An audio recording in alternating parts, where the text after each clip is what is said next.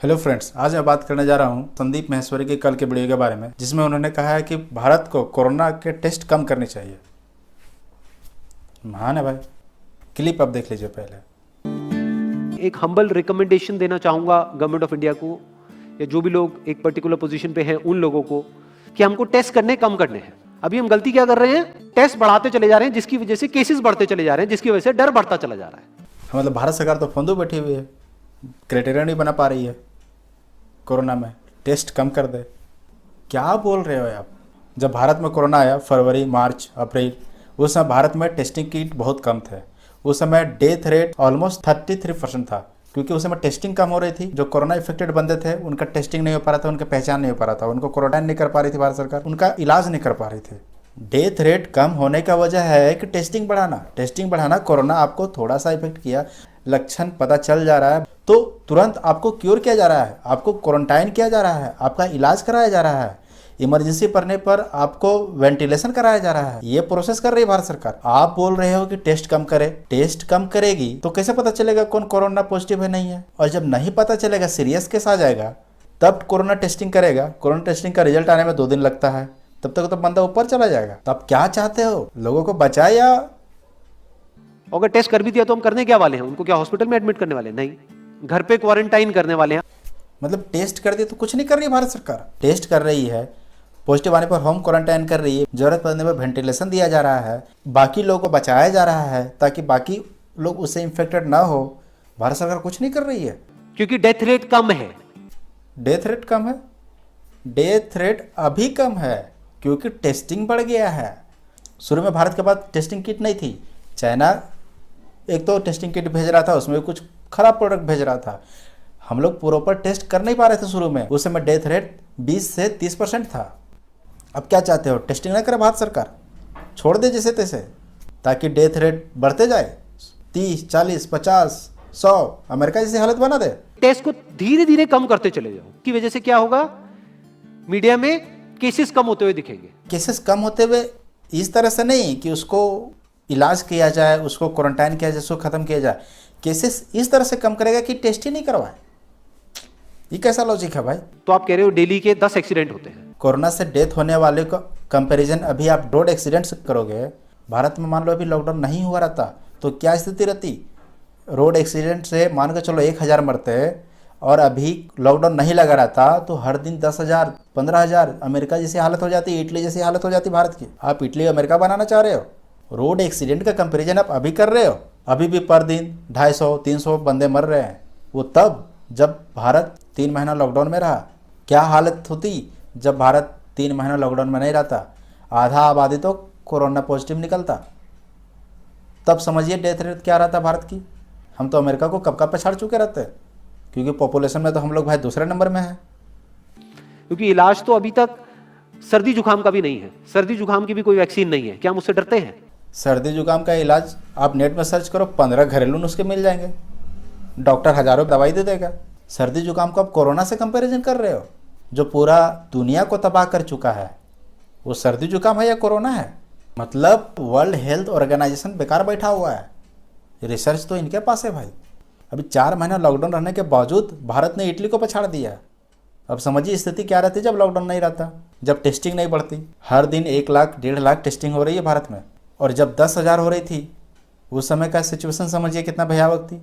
और अभी जब 1 लाख, 1.5 लाख है, जब टेस्टिंग हो जा रहा है, जो कोरोना पॉजिटिव निकल रहा है उसको क्वारंटाइन किया जा रहा है, होम क्वारंटाइन किया जा रहा है, हॉस्पिटलाइज किया जा रहा है, वेंटिलेशन दिया जा रहा है। अभी थोड़ा माहौल शांत है, थोड़ा कूल है। हर साल 1.5 लाख रोड एक्सीडेंट से जरूर मरता है, लेकिन अब अमेरिका का देख लो। अभी 3 महीना नहीं हुआ है, अमेरिका में 1.5 लाख आदमी पार कर चुके हैं। और चूंकि अमेरिका का पॉपुलेशन भारत से कितना कम है, अभी भारत में स्थिति रहती तो 10-15 लाख तो ऐसे ही गए रहते। ये जो अभी हम कर रहे हैं इसको मैथमेटिकल मॉडलिंग बोलते हैं। इसको मैथमेटिकल मॉडलिंग नहीं बोलते हैं, इसको बेसलेस एनालिसिस बोलते हैं, इसको इनकम्प्लीट एनालिसिस बोलते हैं, यूजलेस मॉडलिंग है ये। 13 करोड़ लोग अनएम्प्लॉयड हो गए। इस फिगर से हमको डरना चाहिए। आप समझ रहे हो बात को? ये डर को हटा नहीं रहा है, ये डर को शिफ्ट कर रहा है। डर को कोरोना से शिफ्ट कर रहा है अनएम्प्लॉयमेंट में। भाई जब तुम जिंदा ही नहीं रहोगे तो एम्प्लॉयमेंट लेके करोगे क्या? अभी पूरा विश्व का आदमी जिंदा रहने के लिए स्ट्रगल कर रहा है, ये बंदा एम्प्लॉयमेंट की बात कर रहे हैं। जिस बंदे की नौकरी चली गई है, क्या वो जाकर के मार्केट में नए कपड़े खरीदेगा? क्या अपने बच्चों के लिए खिलौने खरीदेगा? सही बात है, एकदम सही बात है। जिस बंदे की नौकरी चली गई है वो नया कपड़ा, बच्चों के लिए खिलौना नहीं खरीदेगा।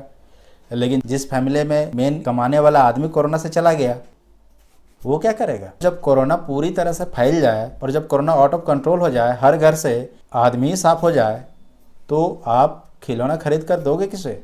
आप किसके लिए खिलौना खरीदोगे? इन्होंने वीडियो बनाया डर हटाने के लिए या डर को शिफ्ट करने के लिए? घटाया कहाँ?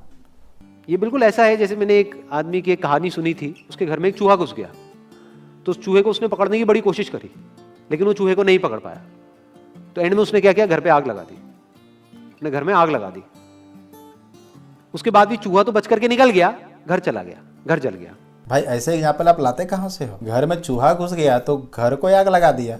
चूहा दाने भी तो मिलता है मार्केट में। मतलब समझ रहे हैं? इनका कहने का मतलब ये है कि घर में चूहा है तो आप घर को आग लगा दो, चूहा दानी मत लो। देश में कोरोना हुआ है तो देश को आग लगा दो, क्वारंटाइन मत करो। ये है इनका mathematical modelling. Real problem corona नहीं है। रियल प्रॉब्लम क्या है? हमारी जो इकोनॉमी है। रियल प्रॉब्लम क्या है? अनएम्प्लॉयमेंट।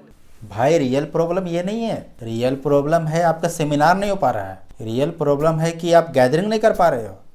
भाई सरकार से रिक्वेस्ट करो, इनका सेमिनार चालू करवा दो, तो ये बहकी बहकी बातें नहीं करेंगे ऐसी। देश के यही विडंबना है। 3rd year drop out student जो ग्रेजुएशन की इम्तहान को पार नहीं कर सका, वो आज लेक्चर देता है how to study effectively, how to stay motivated. सोचो। और हम सुनते भी बड़ी चाव से। जिन्होंने ग्रेजुएशन एग्जाम नहीं पार कर सका, वो आपको एग्जाम पार करने का तरीका बताते हैं। देश की यही विडंबना है। हाथ में चाइनीज फ़ोन हो लेकिन चाइनीज प्रोडक्ट का विरोध करेंगे। भाई या तो फ़ोन बदलो या सोच बदलो। यहाँ कुछ लोगों की स्थिति यह है कि सच्चाई से दूर भागते हैं। जब ऑस्ट्रिच को खतरा फील होता है, जब उसे डर लगता है, तो अपना वो गर्दन बालू के नीचे धंसा देता है। उसे लगता है कि खतरा टल गया है। तो ऐसी आंखों में पट्टी बांध लेने से खतरा नहीं टलता। आंखों में पट्टी बांध लेने से समस्याएं दूर नहीं होती है। जब भारत में कोरोना की एंट्री हुआ उसमें भारत में टेस्टिंग किट बहुत कम थे। क्या लॉजिक है भाई? यहाँ तो सरकारी चपरासी के लिए भी 3-3 टेस्ट पार करने होते हैं। कोरोना का तो एक ही टेस्ट करना है। साउथ कोरिया बिना लॉकडाउन का कोरोना से उबर गया। क्यों? क्योंकि वहाँ टेस्टिंग रेट ज़्यादा है। 1 मिलियन पर 21,992 टेस्टिंग हुए और भारत में अभी रिसेंट में 1 मिलियन पे 3,181 टेस्टिंग हो रहा है। तो इस वीडियो के थ्रू मैं अपनी एक हम्बल रिकमेंडेशन देना चाहूँगा गवर्नमेंट ऑफ इंडिया को, या जो भी लोग एक पर्टिकुलर पोजीशन पे हैं उन लोगों को, कि हमको टेस्ट करने कम करने हैं। भाई ये सबको निपटा के ही मानेगा। सोचो। मुझे पता है कि इसमें लाइक से ज़्यादा डिसलाइक मिलने वाली है, क्योंकि संदीप माहेश्वरी के बहुत सारे फैन फॉलोइंग हैं जो लंबे समय से उनके सुनते आ रहे हैं। और एक गलत आइडियोलॉजी दे कोई तो उसको जल्दी कॉप अप नहीं कर पाएंगे। पर भाई जो सही है वो सही है। भारत सरकार झाल और हारमोनियम नहीं बजा रही है, वो भोंदू नहीं बैठी हुई है। जय हिंद।